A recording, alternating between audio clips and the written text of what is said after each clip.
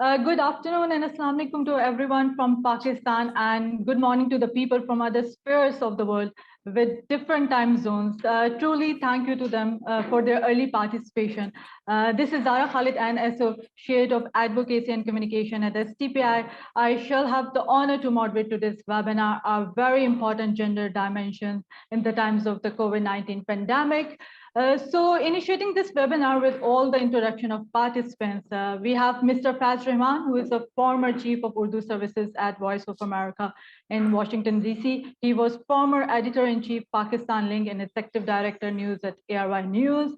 We have Ms. Shamimchowdhury, who is a foreign news correspondent with a demonstrated history of working in the international broadcast media industry, such as TRT World's Asia correspondent. She wrote many op-eds for British national newspaper and the HuffPost on a range of socio-political and fundamental issues. And bravo, she has reported from the front line in Marawi city in the Philippines, as well as from Syria, Iraq, and many other places. Previously, her television experience includes work at the BBC, Sky News, and Al Jazeera English. She is a co-author of 2 books, one on refugee reporting and the other on war reporting. We have Dr. Shafqat Munir from SDPI, who is Research Fellow Director, Resilient Development Program. He has a wide experience in advocacy, gender communication, and strategic campaigning, and has led training on humanitarian policies with United Nations and response issues in various countries across Asia. We have Ms. Adeshwa Joshi, who is a broadcast journalist. Currently, she covers both national and international news for TRT World and other news platforms on Africa development, politics, and diplomatic relations. Ms. Adeshwa Josh produces my favorite, the news segment, the Newsmakers, and also hosts a program called Network Africa for TRT World. She has done extensive work on the social impact of the Boko Haram insurgency on women and children. We have Ms. Aisha Silvery. She is the co-founder of the Women's Advancement Hub, a grassroots platform for women to amplify their voices. She has been working on women's rights in Pakistan for more than 15 years. Wow, she wrote over 500 opinion pieces for various publications, including The Guardian, Gulf News, TRT World, Arab News, and the national newspaper, The Express Tribune and Dawn. Her interview features run on National Public Radio, BBC World News, BBC Urdu, and Al Jazeera. She is also the co-author of, she's not the co-author, she's the author of 2 published books on gender equality. So thank you all just for all information. This webinar is subjected to English language. So I think so before initiating this session, I just want to share my experience. A few days ago, I was just attending a conference on the protection of migrants and the victims of human trafficking day. And the thing that shocked me, and I'm doing this webinar, is that after listening to them for more than half day, I realized that, and I asked them a question, that is there any data available for the gender dimensions and the system of protection rights during COVID-19 pandemic? And there was a silence for quite a while. This means that there is no data available. So this is one segment. I mean, if you talk about the return and reintegration of undocumented workers, especially women and adolescents, girls or children. So I can assume, or we can assume, that there is no prosecution and redevelopment during this COVID-19 pandemic. So without any further ado, I would pass on the podium to Mr. Shamim Chaudhry with a question to kick off this webinar. Ms. Shamim, you have been worked closely in the refugees camps of Myanmar and Rohingya, and we know that humanitarian crisis and indefinite hosting of Rohingya refugees is a growing concern for Bangladesh in crowded camps that pose increasing challenges for the women and the girls right now. And similarly, Turkey is a nation that hosted over millions of Syrian refugees, and likewise, Pakistan is the 3rd largest refugee hosting country for Afghanistan. So my question to you is that what could be the technical advice based on your lessons learned to support the key considerations for future program learning and adaptations for gender-based violence, programming, mental health problems, and how to apply a survivor-centered approach for data collection to overcome these challenges, and the way forward in fostering coordination and collaboration within the region, like South Africa, not South Africa, Africa, South Asia, Southeast Asia. Yeah, over to you. Thank you very much, Zara, and ladies and gentlemen, thank you very much for including me in this very important webinar. It is a great honor to be here. Before I talk about the way forward and data collection, I think it's very important to remind ourselves of the magnitude of the challenges that are being faced in the Rohingya refugee camps, from which I have reported on numerous occasions, in particular in the height of the most recent exodus, which started in August 2017. Now, according to the charity Relief Aid, this past year has been the worst year for the Rohingya refugees living in the camps, of which there are more than 1.1 million, and they actually go back to 1992. That's when the first arrival started settling in southern Bangladesh. Now, the reasons for this are multitude, lack of resources, limitations when it comes to food, health products, sanitation, lack of educational resources, and they've also been susceptible this year to a number of natural disasters which have particularly affected the camps, which are already overcrowded. That includes fires, floods, cyclones, and many of them have been, you may be aware, moved to a remote island about 100 or so kilometers from the southern Bangladeshi coastline, which is even more susceptible to prones and floods, to floods and cyclones than the mainland itself. When we talk about the Rohingya refugees, I think the title of this seminar focuses on gender dimensions. I think we need to make clear that gender issues are very much intertwined with economic empowerment as well. In other words, you can't really look at gender dimensions separately. There are certain factors that apply specifically to women, and in the case of Rohingya refugees, there have been widespread reports about sex trafficking, illegal marriages, which are not policed and which tend to be more prevalent in these camps than elsewhere. But there are certain factors that affect all the refugees in the camps, regardless of gender, and that is because they are on the lowest rungs of the economic and social strata in Bangladesh.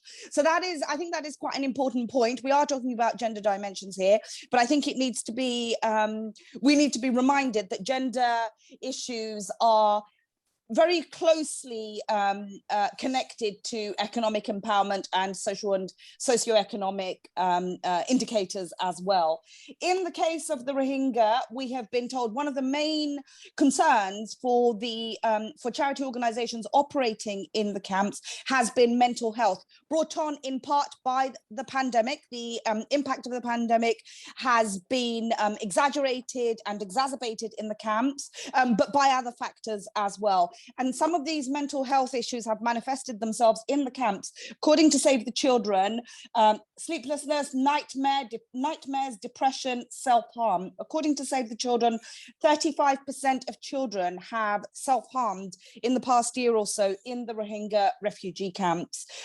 So these are some of the things that we need to consider, that we need to have on our radar before we talk about ways forward.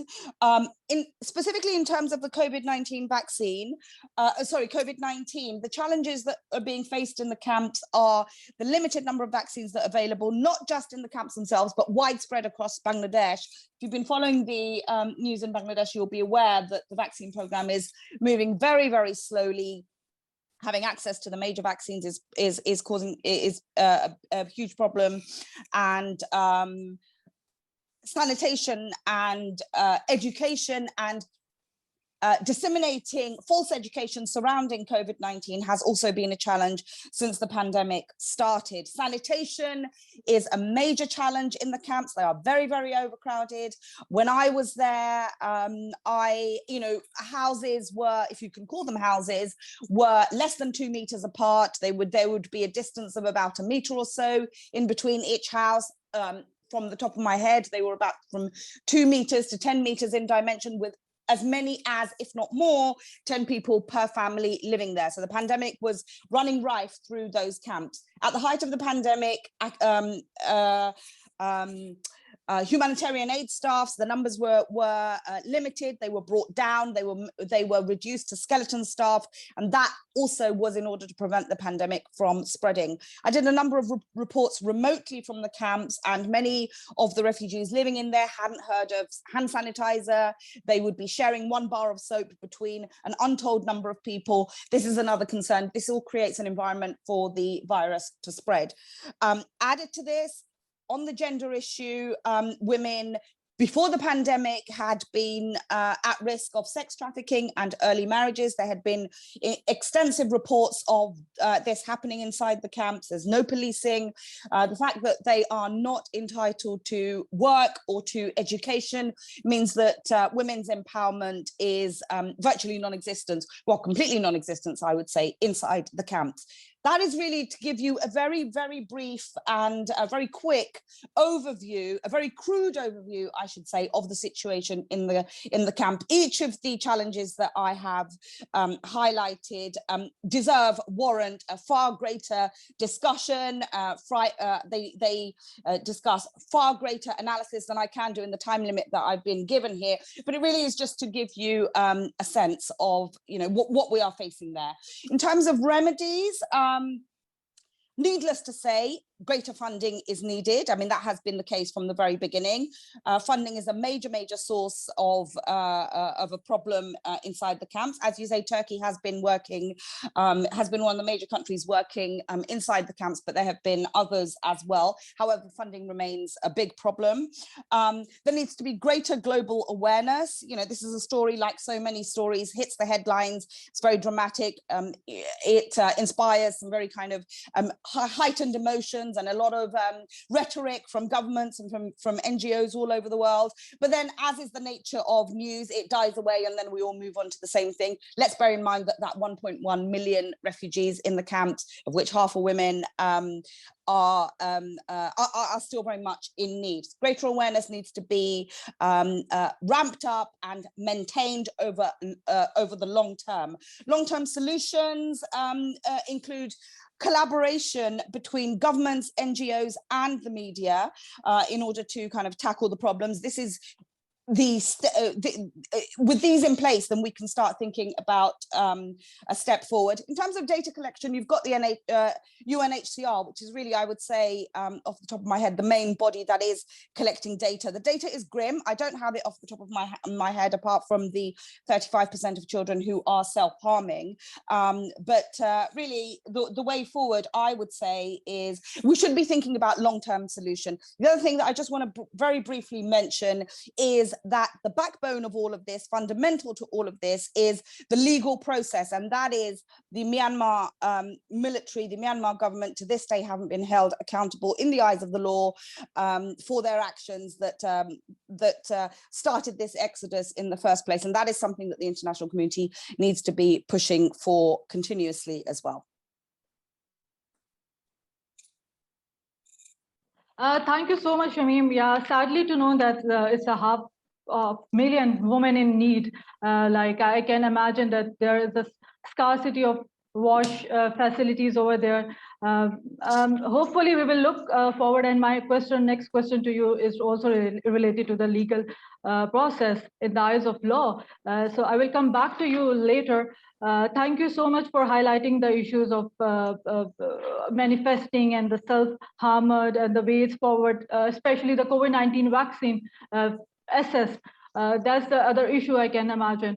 Hopefully we will put some recommendations for this as well later. So I will go directly now to Mr. Faiz Rehman Saab.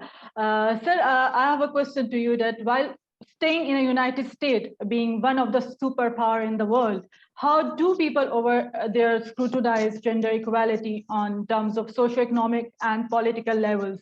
And what are the societal programs in US that are implemented ahead, which can support and create awareness, especially in South Asia region and Africa? And what is the most important thing on gender equality that can be helpful and used right now for the other countries of the world?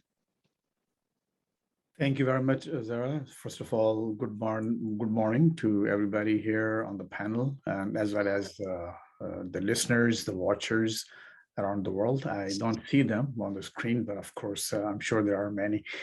We're still early in the morning here in DC, so I may still be under the influence, so to speak, some water and some juices, but I hope I'll be fine. So first of all, let me thank you, for arranging this. This is an important topic and something that a very scant attention has been paid to in our region, meaning back home, I'm talking about South Asia. And as you rightly lamented the fact, Zara, that there aren't data available on this subject, especially in Pakistan. Luckily, in America, of course, being a much more technologically advanced and sophisticated country, they have done quite a bit of research here. And this is, of course, it comes with no surprise that whatever happens, whether it's a natural disaster, it's a pandemic or epidemic, the worst hit areas of always the most disadvantaged, and among them are the women. Unfortunately, America is still, we can't say that it's yes, the ratio may be a little less, the number of women affectees, but at the same time, there are some marked differences. And if you allow me, first of all, let me just add, what's the duration of this webinar? Any idea? Yes, it's an hour. It will continue for an hour. Okay. Yeah. Okay. So if I don't know if I have the capability to yeah, sure, share my screen here. Can I? Yes. Omer, can? Probably not, right? I just want to show you a study from USC, and you can see it for yourself. I don't see the sharing of a screen. I think so. You can share. Okay, here, right here. Okay, I got it. Green. Okay.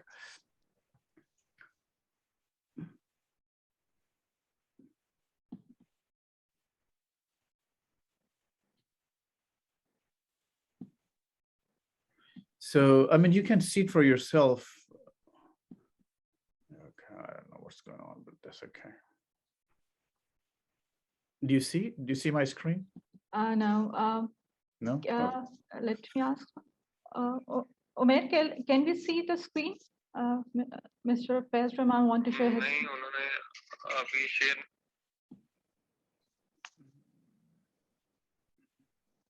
Desktop. Share. Zoom to share your screen. Yes.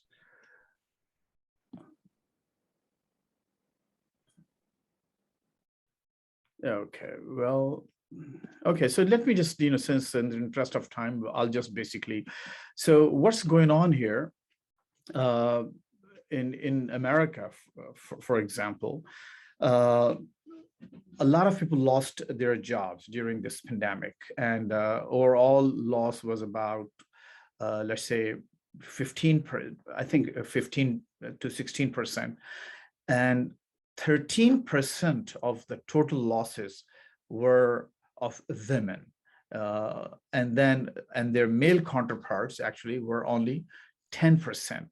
So even though, I mean, of course, it's a much more established society, so the difference is not that much, only 3%, but women were most hard hit in terms of losing their jobs in this pandemic, and they're still losing their jobs. And among those who lost their jobs, their work, and their livelihood, non-college educated, the women who didn't have college education, they were the worst sufferers. And then, of course, and women with college degrees fared a little better, but they were still high. Their losses were still higher than their male counterparts. And there's another very interesting argument, or actually a number here, statistics, which is what happens when the schools were closed and the care for the kids, who were which gender was actually responsible for the primary responsibility for providing care to their kids. So 33% of women, as opposed to their male counterparts, 11%. We're talking about American households. So they both were either staying home, working from home, or lost their jobs, but still the load, the primary responsibility of taking care of their kids fell upon women. So that's also, one of the indicators of the inequality in genders, of the impact. Another factor here, another very interesting element, that people who reduced their hours at any point since March 2020, I mean, when actually in America, that's when the actual pandemic started. Women with no college were like 57% of the total influenced number of people who had to reduce their working hours, as opposed to their male counterparts, 43%. So I can basically go on and on, but I would just I think there's another very important about the psychological distress. Who suffered the most psychological distress during this pandemic, and still are? Female with kids, 49%. Females without kids, 40%.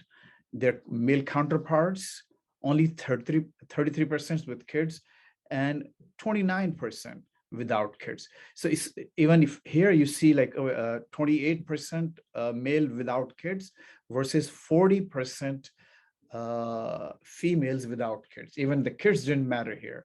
They suffered the most psychological distress, and still are in this pandemic.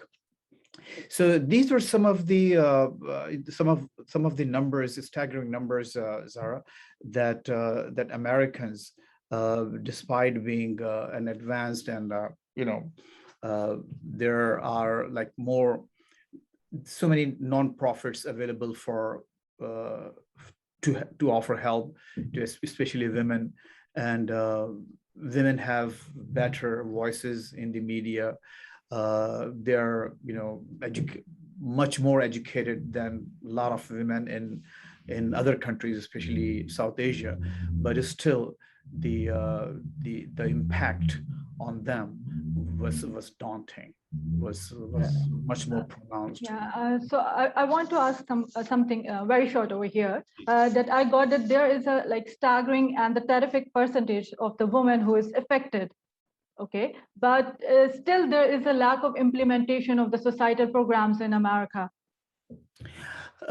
Okay, so I mean, this is again very subjective. I don't have an accurate data per se, but from my experience, what I can tell you and your audience is,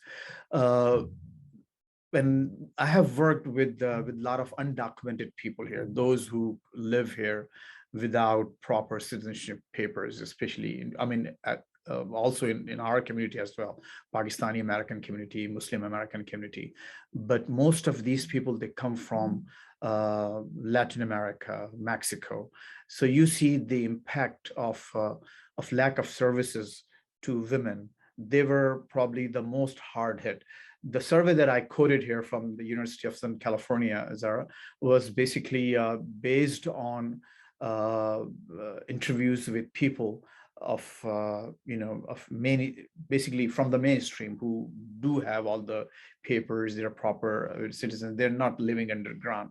The worst sufferers were and still are the women of color and women without access to government programs because the lack of papers.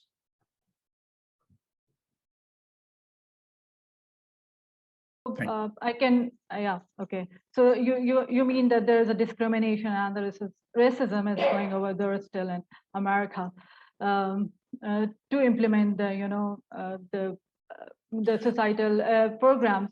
So I think so. Do you think so that the South Asia region and the Southeast Asia region, Africa and the United States are on the same path? Well, I wouldn't go that far. I wouldn't really go that far, and that would be an unfair characterization of the American society. Yes, America has come, has done some good stuff when it comes to gender equality. I mean, you see, vice all the way people, of power. She is. We have a female vice president here.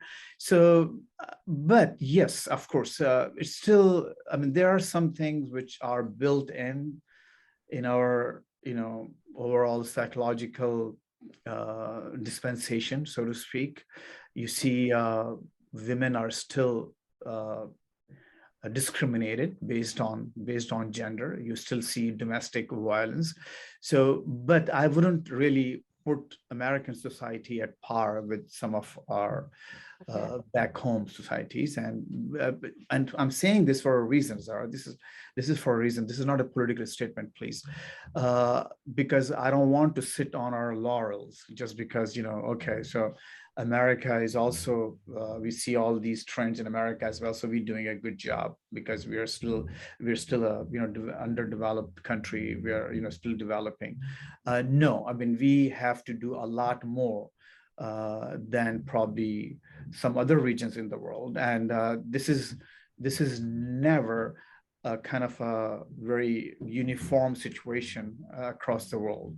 This point we have to drive this point home, that Pakistan, India, and other countries in the region, they have to do a lot more to make sure that women are properly, they're properly offered those social services that they so badly need in terms of in times of these disasters, these natural disasters.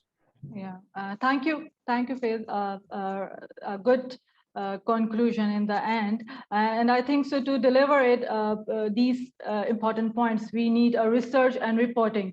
So when I talk about the research and the reporting, definitely I would go to Adeshwa Josh to ask my next question. Adeshwa, I have seen the research and the reporting of the effects of the COVID-19 on the African region. That indicates that there is a inequitable gender practices negatively impacted women in the general economy, the workplace, and the home. I heard that the people are talking about it to implement some gender responsive budgeting for women and girls.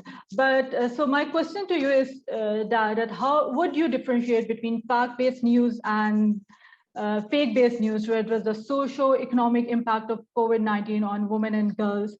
And it would be great that if you outline and suggest some measures to accompany both the immediate response and longer-term recovery efforts in Africa.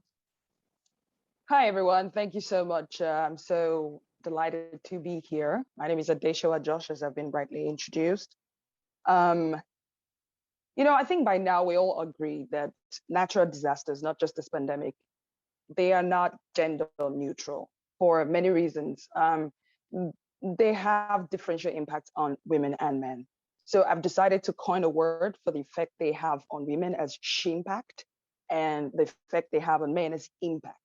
And I know it sounds very corny, but it helps every one of us remember that when natural disasters, wars, et cetera, happens, it's not just happening to the human race, it's happening differently to men and women, and our experiences at the end of the day are different. So the answer to your question is data and research. And I was very happy with your opening statement when you said you attended a migration refugee conference and you asked them point blank, do you have data? Do you have you been collecting data? And they couldn't give you a definitive answer.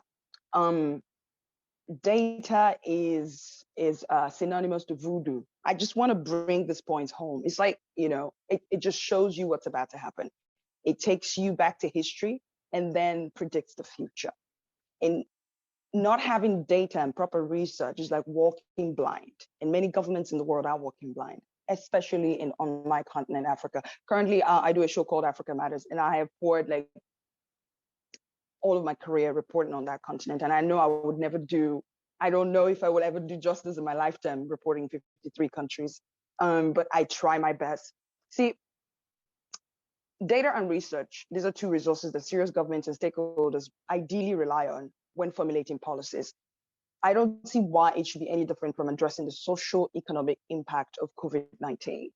One of the reasons why many African governments seem very disconnected in their national policy is basically because they're not tailored at addressing socio-economic problems of their society. They lack the discipline to collect data or even the political will to invest in it in long term. Or let's just say we'll start with digitizing existing data. Oral history is a big deal in Africa. And I know that we're not going to be like the Western world tomorrow, but I think it's going to be very beneficial in the long run to start from what we have. You said something about fake news and distorted news, etc. You see, news and stories about people suffering in times like this are at best exaggerated. Dare I say, they're hardly fake. Why should they be in the first place?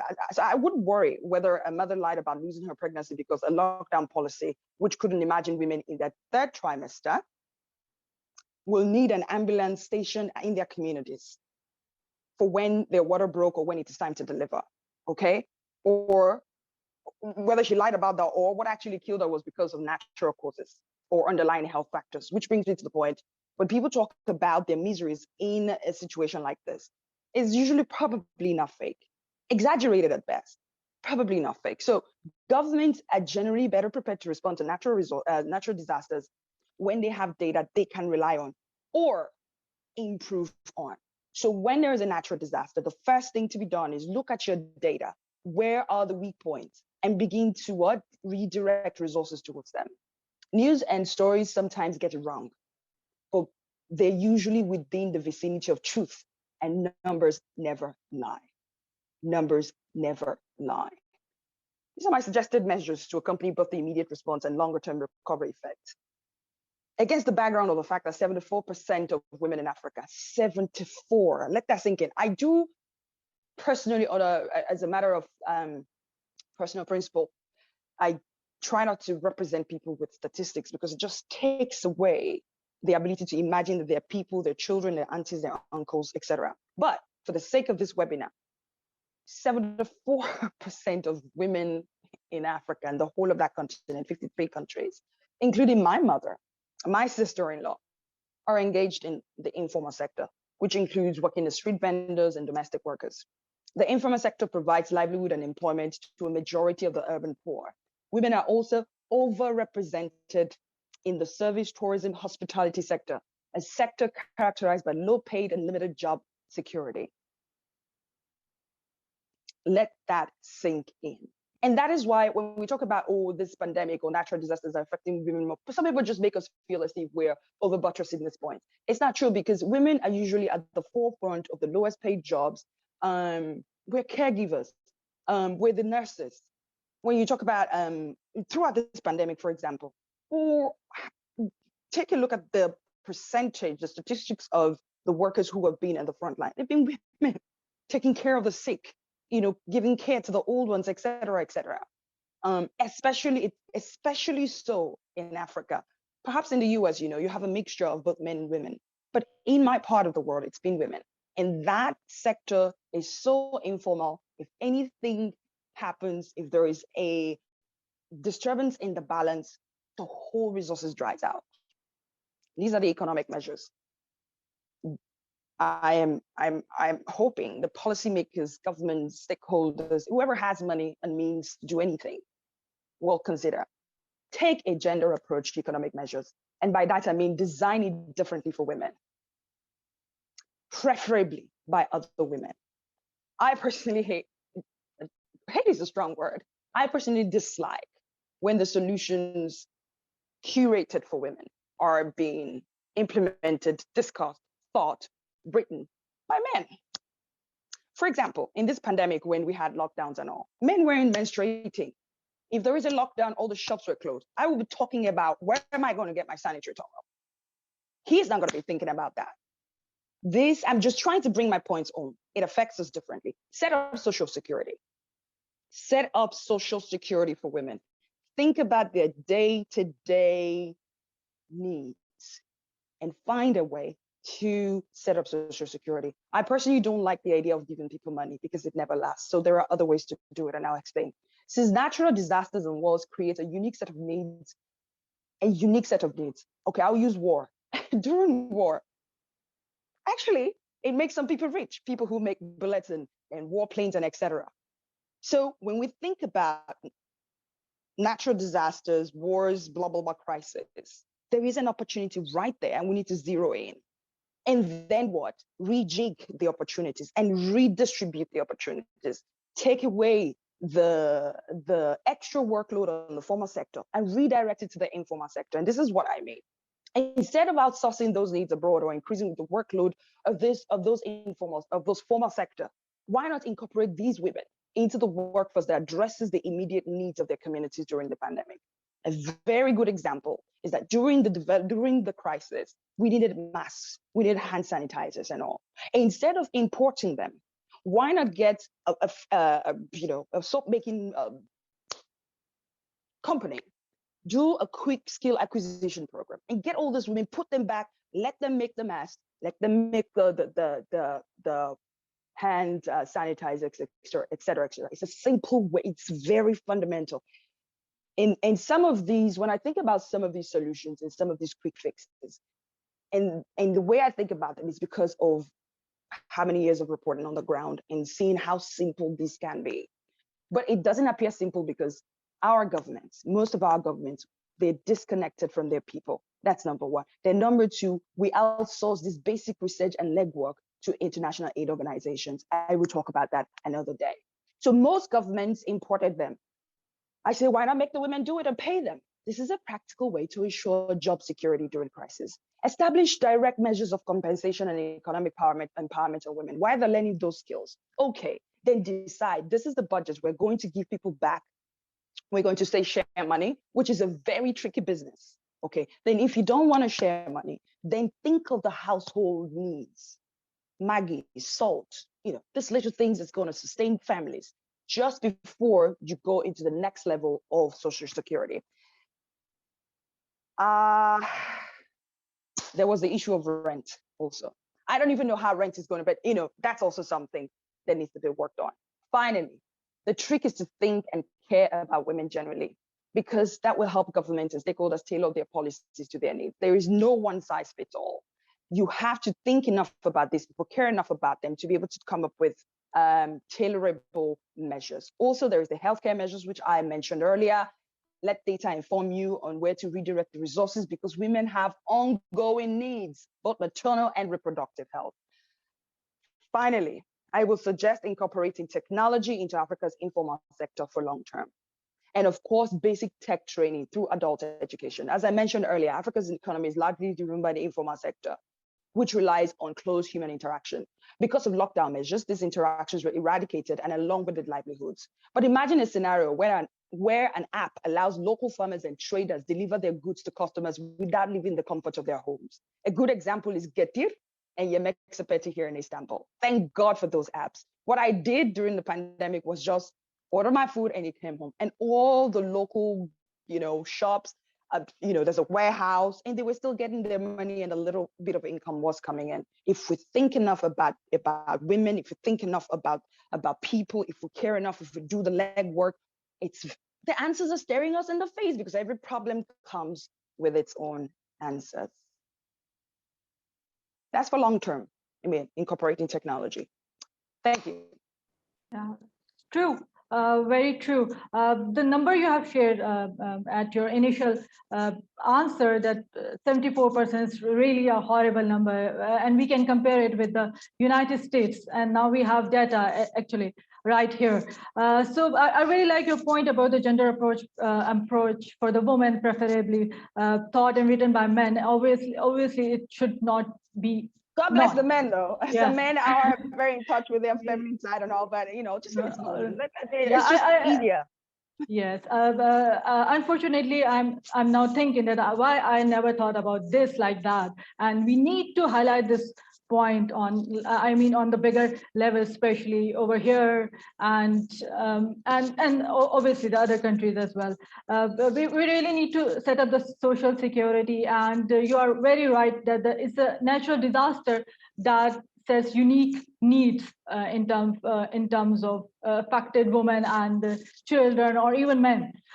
So we are talking about the natural disasters. We have an expert over here in SDPI, Dr. Shafqat Munir Shah. So I would ask him a question. Dr. Shafqat, you have listened, we only need a very fundamental ways to deal with these natural disasters, not like very big resources, and we need to tailor some needs, some basic needs to the affected one. So what do you think, how we can achieve this gender equality and the empowerment of all women and girls that is absolutely correlated in the context of climate change, environmental and disaster risk reduction policies and programs? Thank you, Zara. First of all, I would like to thank three of our colleagues who just spoke before me. That is one point commonly they have raised is about data. Adeshwa Faiz and Shamimchowdhury, they talked about it. Let me just quote it, because this is a gender-specific discussion. Let me just recall from my experience of working in Myanmar, Philippines, and other part of Asia, where I have covered huge emergencies over the last 20 years in my work as a humanitarian policy specialist. Fundamentally, if you look at disaster and pandemic, all pandemics can be disaster, but all disaster cannot be pandemic. So though the impacts are both have the impact, but we cannot actually make it at par with the disaster and pandemic. Both have emergency and humanitarian issue. Why I'm saying this? Because if there is a disaster cannot. Generally, we have seen the disaster which has not affected the whole communities, the whole of world. But pandemic, like COVID, we have seen the whole world was impacted by that. Even in emergencies and in conflict, there are other countries and there are humanitarian actors and humanitarian institutions. They have been supporting in one country. For example, there was Ebola in Africa. Many of my colleagues went to there and they supported in Ebola. But in case of pandemic, which we are facing now, COVID-19, even the service provider, humanitarian staff, they were also affected. The frontline worker, the health worker was impacted. So this has a huge impact. If you look at the situation in COVID situation, we have seen that loss of job, closure of schools, travel bans, movement restriction, and many more, loss of savings in case of the middle income people living in our society. They have been, because they lost jobs, so their income were reduced because they were using their saving for that. Now the impacts of all disasters and pandemics hit everyone, those who are hit by the pandemic or the disaster. But why we say women are largely hit, or women are hit with their specific needs, because women has to play two roles. The one, a woman herself is affected by the pandemic, but in our society, when we look at it, they are the caregivers. So as a caregiver, they have a double trauma. So this is they have to, women have to face a double trauma. One, being affected themselves, or if the family members are affected, then as a caregiver, they have to go there. As Faisal told us about some of the data from the American perspective, and I have seen some of the data which Canadians issued. But if the data problem is a fundamental issue here in Global South. Colleague from Africa also mentioned, Shamim from Bangladesh mentioned about it. But in the Global North, data segregation, and that too along gender segregation, is available. But here in our part, every day data is issued in Pakistan also by our National Command Authority regarding infections. But it is not saying how much percentage of that is of women. Even, my experience of working here, I have seen a lot of women being affected, because even despite the fact that they are just not working outside, but they are just housewives, they are got affected, but because their husbands or their sons or their male members of the family, they come from outside. If they are infected, certainly the COVID has a characteristic which impacts those who are closer to them. And that's why now the fourth wave, particularly in Pakistan, I'm talking about, that's affecting the whole families, elders, middle-aged people, young people. It is impacting now the families. If one person is infected, it is getting whole family impacted. And even then, I have seen families where women has to undergo the double trauma and stress, because they have to provide food to their family member. Even then, if they also have symptoms, they were serving the people in family. So that kind of things particularly are important to know. A recent report on the World Bank report about this issue on how women are impacted, or the gender dimension of COVID. And even previously, I am happy that most of the colleagues here in the panel, they have been part of the humanitarian coverage in their role as a journalist or as community supporters. They have the role, and they have played in camps. I have also worked in camps, and what there are. Certainly, I agree with Shimli that there are a lot of challenges in the camps when people are there. And Adeshwa also mentioned about this. So if you look at that way, we are impacted, but women are impacted differently. And similarly, women have a different role. They play their role differently when they are responding to any pandemic. So these both angles should be kept in mind. For example, I would like to quote here one example from Philippines, from the Haiyan cyclone. When I was there, we were having a field tour looking at what are the specific needs of different people. Because if a disaster or a pandemic hits people, all people, but it impacts differently to women and some of the disadvantaged groups, marginalized groups, people living with disabilities. So they have their specific needs. Similarly, in the field, I saw that the structure of the houses were broken in Philippines, in one of the Brengayas, which is a small unit of Union Council level. And there were some of the toilet seats were intact. I discussed with my team, and there was a company, Pipu, called Pipu. They were providing tents to various localities. I discussed them, can they provide some of the tent which can hide these toilet seats so that women can use it? Because the men can go in field, and even in the day they can go, and then they can have this their calling of attention, and then, but women had to wait till dark to go to the toilets. So that immediate needs we focused, and people provided us that times which we gave to the community, and I had the video. I cannot show you what impression of these women's work when I was recording them after providing them this facility. How relaxed and how though they were in trauma, but only with this small women-specific action, they were so happy, and their emotions were only captured in my camera.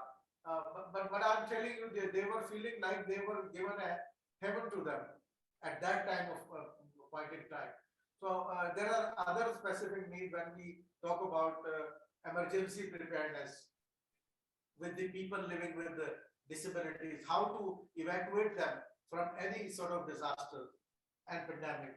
In that way, if you look at some of the people say, why you are talking about especially on women needs, why you talk about gender dimension of pandemic when pandemic is hitting everyone, they forget that there are certain specific needs which require.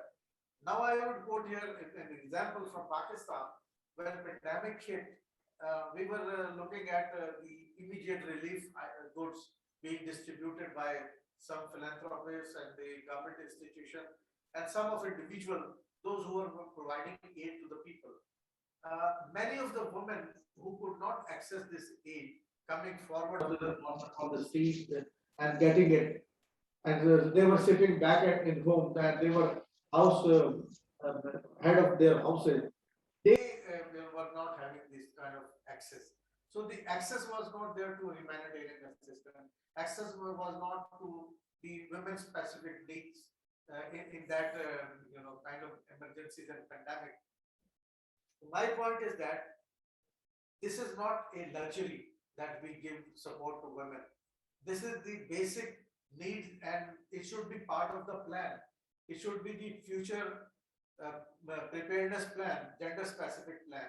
If we will not be doing that, certainly we will, for new emergency or new pandemic, we will not again repeating the same mistake of leaving women behind. So I will stop here because I guess Zara has some more questions. Thank you very much. Thank you. It's such an interesting discussion, and I'm afraid that we are already crossed 1 hour. So my next question is to Aisha Silvery. Sir has explained a very good point that we have data segregation, but we don't have the data segregation on the basis of gender segregation. So Aisha, so next question to you.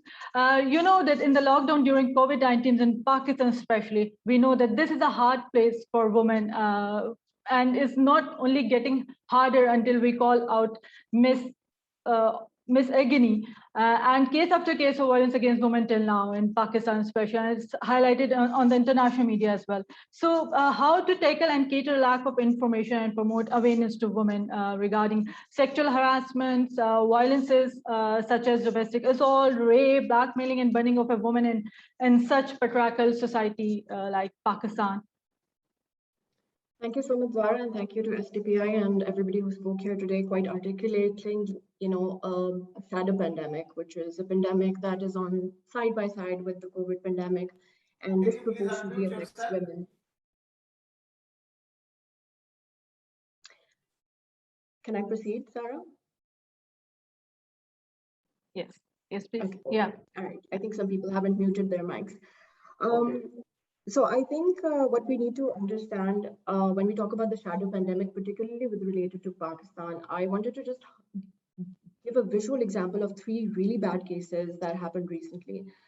Just this year, we saw something called the motorway rape, where a mother was traveling with her young children on the motorway between 2 cities, interstate travel. It was a little late for her to travel. Her car broke down and didn't have petrol.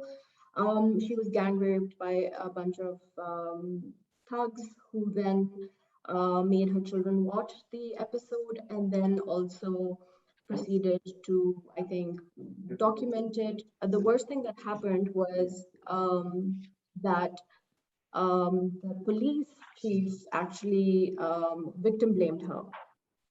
The second event I think that really took us was a recent murder of Noor Muqaddam, where the person that she was perhaps dating right here in Islamabad, a couple of blocks away from where I am right now, kept her hostage for 2 days and then beheaded her with hedge sears.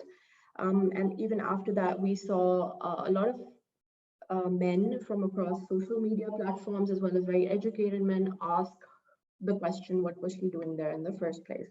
Again, a lot of victim blaming. The third event that happened was there was a woman celebrating Independence Day in Pakistan, and she was in the middle of a public crowd, and she was recording a TikTok video where 400 men decided to molest her, sexually harass her, rip her clothes away, videotape her, almost killed her. That was a level of violence that she was subjected to. It was like a massive amount of mob violence. And again, lots of victim blaming about what she was doing in a public space. And if a woman is really going to be in a public space, she's fair game. I'm giving these three examples to identify the fact that what we're experiencing in Pakistan today is femicide. There is a war on women, and anybody who denies that or tries to cloak it perhaps that hasn't looked at the data. So yes, the COVID vaccination data for women is very low. We don't have it completely segregated, but you just have to look at the core headlines and the reaction to those headlines by policymakers to understand how dire it is for women in Pakistan. Before the pandemic, 9 out of 10 women in Pakistan, according to Thomson Reuters, would either face violence or will face violence or have faced violence. Now you can imagine the same women who are part of the caregiving economy, who are stuck at home more than men are stuck at home, who are close to poverty more than men are close to poverty, who are more unwell and more at risk of reproductive challenges. And my colleagues at Sewa and everybody talked about menstrual health, for instance. Now, all of these women completely at risk and completely vulnerable are blocked down by the very men who are supposed to protect them.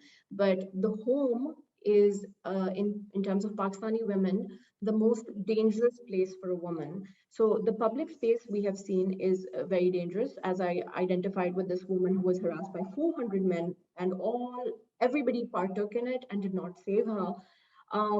So the public space is not safe. Secondly, the home is not safe. So the woman who was with her significant partner who beheaded her, she wasn't safe either. And you're not safe on the interstate as well when you're traveling. And for women to be empowered, we understand mobility, a sense of peace in the house, access to finance, and the ability to not be killed, I think is a very fundamental prerequisite to empowerment.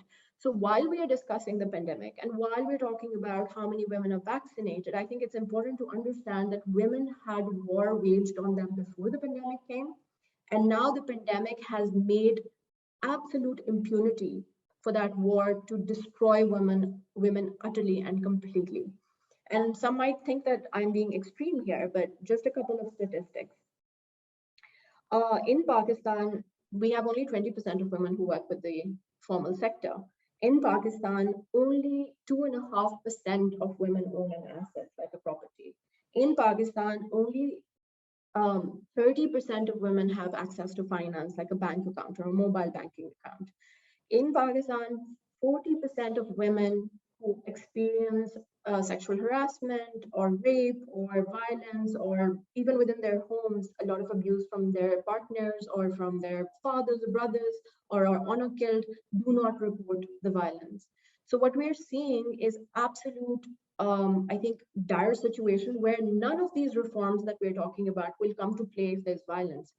In the absence of violence is the only time we're going to see any of these programmatic development programs working. And Advesa brought up some really interesting point about using local economy to fuel it. But what I see here in Pakistan is sometimes that the aid economy is almost part of the war profiteering economy, where you then just bring these external ideas on how to save a local population. And half of those programs are extremely exclusivist in their design. They leave women out of the representation. They leave intersectional women out of the representation. If they want women, they're looking at elite women. They're not looking at poor women. They're not looking at certain ethnic minority communities. And this exclusion all the way, even within the programs recommended. Having said that, I obviously don't want to leave a dire situation out there. I want to make a couple of recommendations. I think the first recommendation is that obviously put girls and adolescent girls at the center of all your programming. Second, focus on Afghanistan. The Pakistan-Afghanistan border right now is teeming with refugee women who are giving birth. During their migrant travel patterns, we see an estimate of 1.5 million to perhaps 3 million who are displaced internally and on the Pakistan border. They do not have access to wash facilities. They do not have access to menstrual hygiene facilities. They do not have access to emergency healthcare. They don't even have food security. So if anybody is looking at this region, I think we cannot tear our eyes away from what's happening there.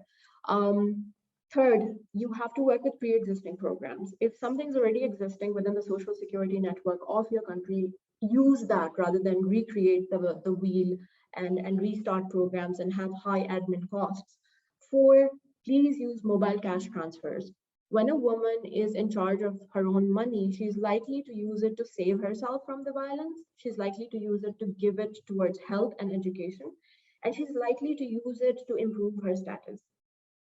And a mobile phone, even if it's not a smartphone, can be fantastic in that regard in terms of protecting her. Lastly, low transfer costs. So there's so many programs that do a lot of high transfer costs. Like, for example, a lot of governments can just reduce the bills of the households that are under economic deprivation. And lastly, I think while we help and assist, it is very important to look at local communities in terms of what they need, whether what you're giving them is what they need at all or not. So they have to be part of the policy making, and representation matters a lot. I think I'll end there. In summary, I'll just like to say, women do about 3 times to 4 times more of the unpaid work in the economy. And in Pakistan, women are just considered to be an extra leg of the care economy without any compensation, without any status, and that needs to absolutely change.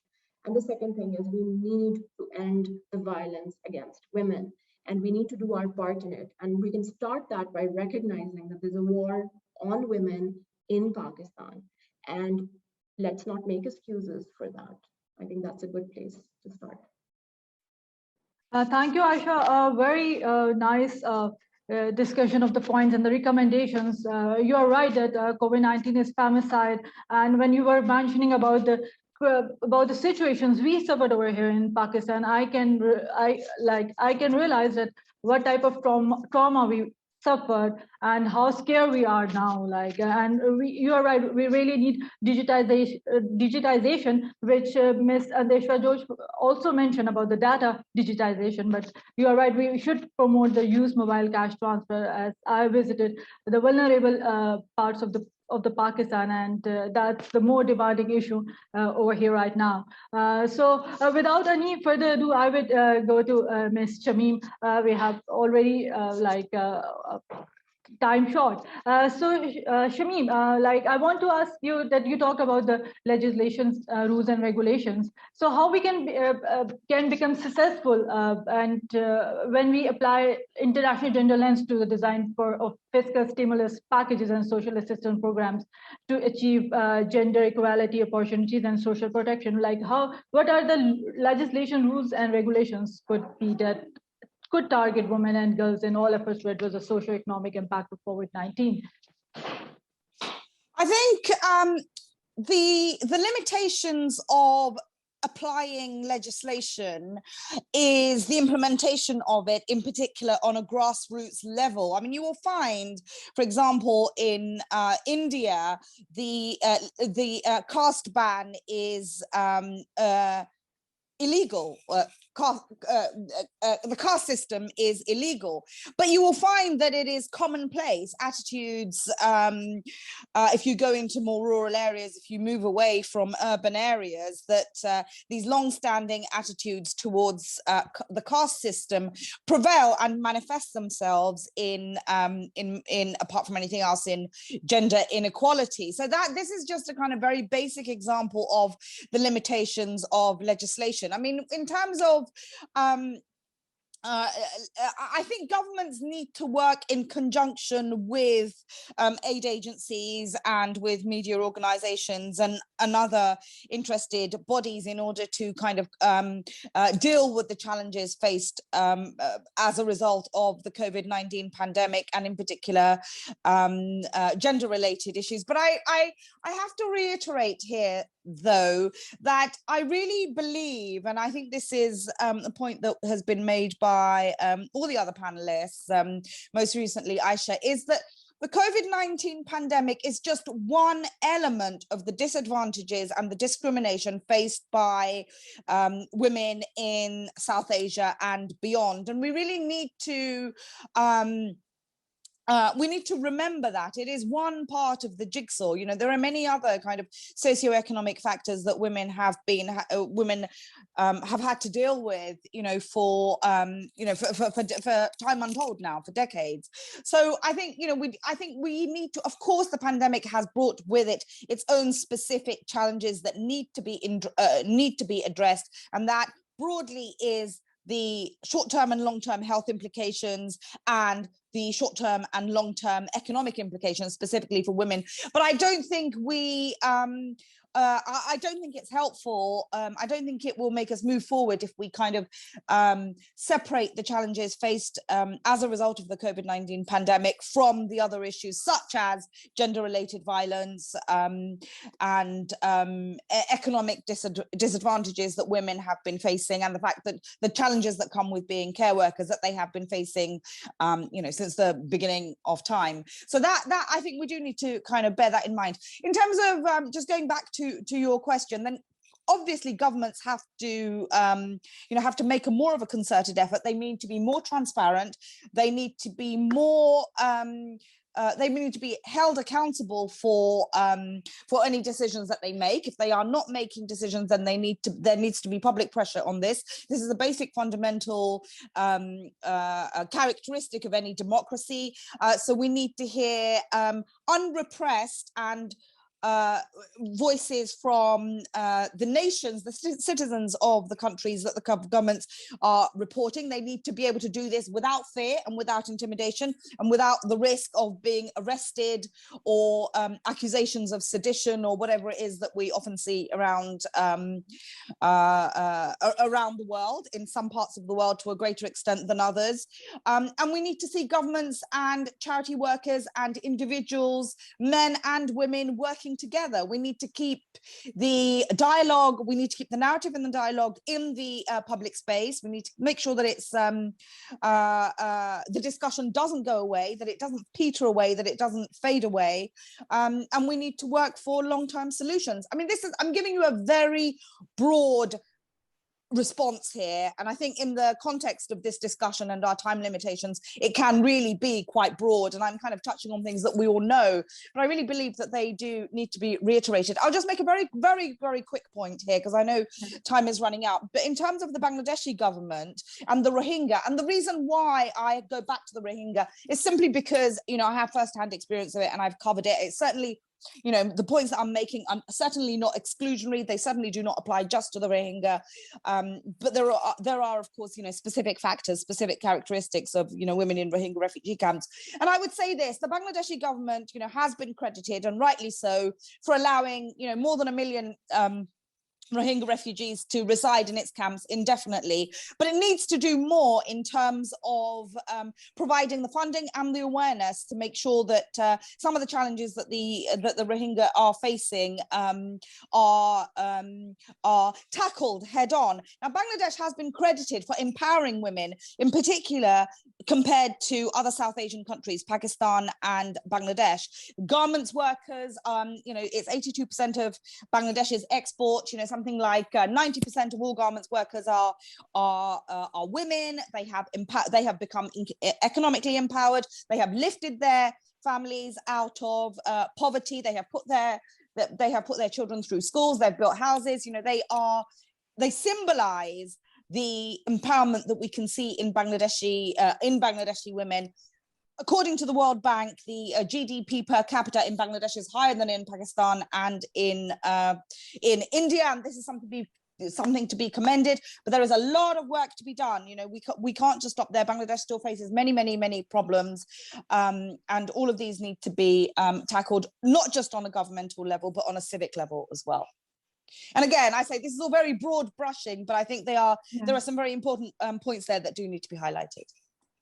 Yeah, you're pretty right that we need to solve our problems at the civic level, and it's not the government, and we need to be more transparent and accountable, at least that is the basic fundamental of democracy. So I would go to Ms. Adeshwa Josh for the next question. How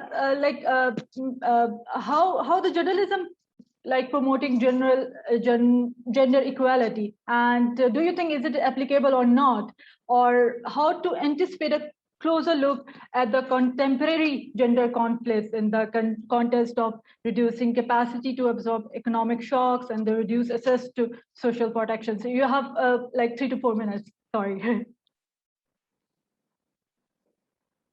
Your mic is mute. So, yeah. This has been a very interesting webinar, to be honest with you. I'm only going to go back to my earlier point, one of my earlier points, and then I'll make the last one. I say, let's go back to data. Remember I said without data, it's like we're walking blind. And to put it in local parlance where I'm from, data is like voodoo. You go to a herbalist and you say, I want to know my future. That's what data does for you. It helps you to understand the trends, what might break, what might be quote unquote, a breaking story. You know, you foresee things when you have data. To anticipate it, you just collect. And sometimes we might have to collect for 10 years and nothing in particular will come of it, but we have it anyway. You know, so let's collect data and let's attempt to digitize it, because that way we'll save it forever.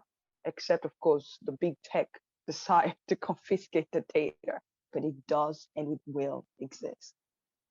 The second thing, which is pretty controversial, there's a lot of anecdote here because I've been thinking largely about it. You see, from my end of the world, before colonialism, women weren't unempowered. They were everything in most cases. They were not as repressed as we talk about it now. We had women warriors, women who defended a whole colony, women fighters, women warriors, farmers who kept their homes. Women were just not synonymous to oppression. But when we entered into the colonial era, they came with these customary laws that sort of relegated the women, and the men were put into the workforce. And of course, because of that, all kinds of wages were set and all. So men became the custodians of the home. Before that time, you do your thing, the woman does her thing. You can choose to want to marry and be a housewife. In most cases, this is a part of history that Black people don't talk about a lot, but I think we need to talk about it. And so those customary laws sort of changed, and so women became more like, oh, let's make babies and let's take care of the home, and the man will go out and all of that.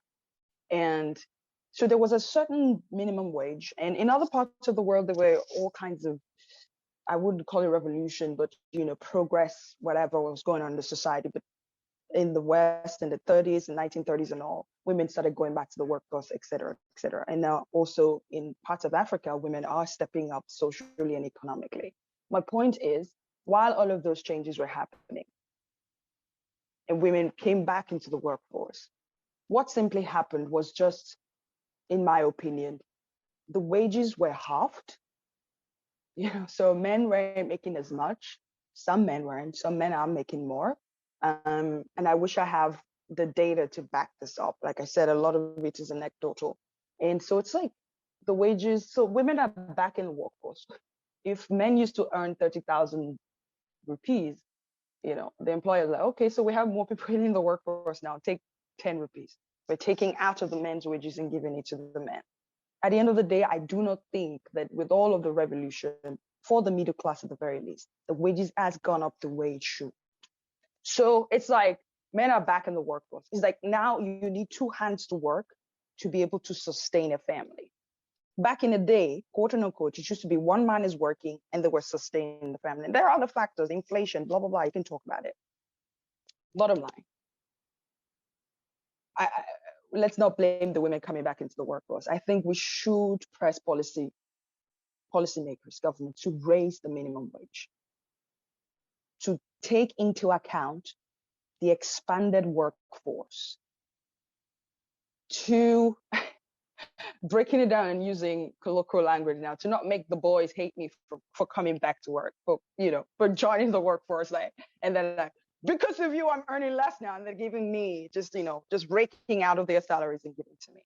Policymakers, like they need to raise substantially the minimum wage. And I've been reading about how to do that. Economists know how to do it. It needs to reflect the current day needs of our society. We cannot be working this hard and still be earning as if, you know what I mean? If we do that and women have more money in their pockets, they can support their husbands, their partners, their children, okay? So that if one source of income disappears, the other person is not lame and is not feeling helpless to support. You see what I mean? And I don't know how else to represent this. I know I've blabbered around it, but the bottom line is we've got to raise the minimum wage. It used to be okay when one person would work and support the rest of the family. Now, everybody's got to work to support the family. And now, even worse, when one means of income is blocked out, the family goes into, it erupts basically. It's just because we're working so hard. And at least for the middle class, there's just not enough to cater for, It's so simple. There's inflation, price inflation is gone up. One of the things that's gone up during this pandemic is the price of food and everything. Has your salary increased? No. So we're spending more. Are you making more? That's my point. Let's go back to data. Raise minimum wage.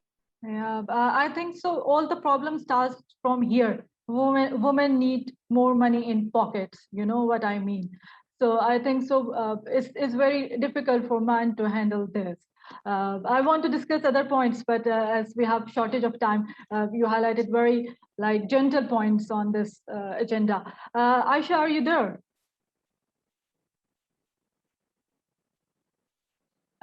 I think so. Okay, if she's not here, then I think so. We should go towards the conclusion. Thank you very much for taking the time to speak to us today on the very important topic of gender dimensions in the times of COVID-19 pandemic.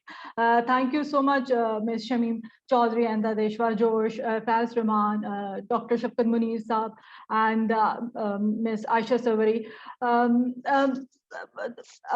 If I conclude my session over here, the points you share with us about the the policymakers and the suspended workforce and the wages, I would conclude on this gender equality is not only a human rights issue but also a precondition for achieving wider foreign development policy objectives. Do you want to say any one line or something to conclude this with my objective? One word? Any, Adeshwa? Yeah. It's just, again, data, and please raise the minimum wage. Okay, yeah. Make it reflect the development in the increases we're seeing in the society. Inflation goes faster, higher. Yeah. It's just rising. In my country, it's a double digits, and it doesn't mean the salaries have increased. So people are spending more than they're earning. How do you live like that? And sources of income shutting down, livelihoods are being eradicated every day. So we've got to balance this, macro and micro economy. I'm not an economist, but they have all those words they use to represent a basic. What they're simply trying to say is I shouldn't be earning less than I spend, and it's not because I'm spending too much. So, and there are people who are more at the receiving end of this than I would still say I'm lucky. Yeah, thank you so much, Ms. Shamim.